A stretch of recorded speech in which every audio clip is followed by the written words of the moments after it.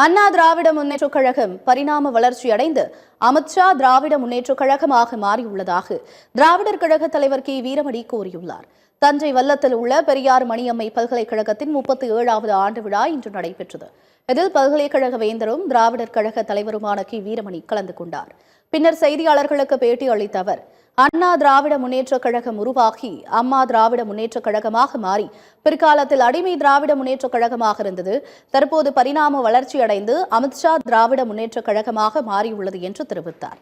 எந்த கூட்டணி உருவானாலும் திமுக கூட்டணியை அசைத்து கூட பார்க்க முடியாது என்ற கி வீரமணி, அதிமுகவின் கடைசி அத்தியாயத்தை எழுதிய வரலாற்று பெருமை எடப்பாடி பழனிசாமியை சேரும் என்று கூறினார்.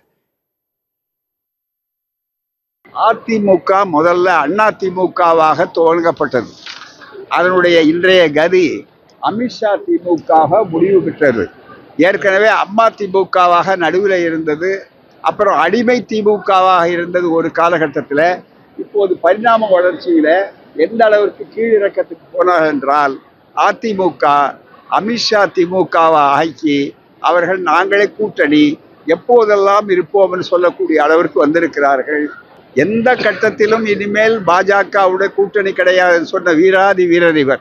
அது மட்டுமல்ல, எல்லா ஒரு சொல்லுக்கு 100 தடவை அம்மாவின் ஆணைப்படி அம்மாவின் ஆணைப்படி என்று அம்மாவை பொம்மையை வைத்திருக்கிறார்களே. ஜெயலலிதா அவர்கள் தெளிவான ஒரு முடிவை சொன்னார். லேடியா மோடியா என்று கேட்டார். இப்போது அவர்கள் மோடி பக்கம் சென்றிருக்கிறார் சொன்னால், ஏற்கனவே அந்த அம்மையாருடைய தலைமையிலிருந்து நழுவிவிட்டார்கள்.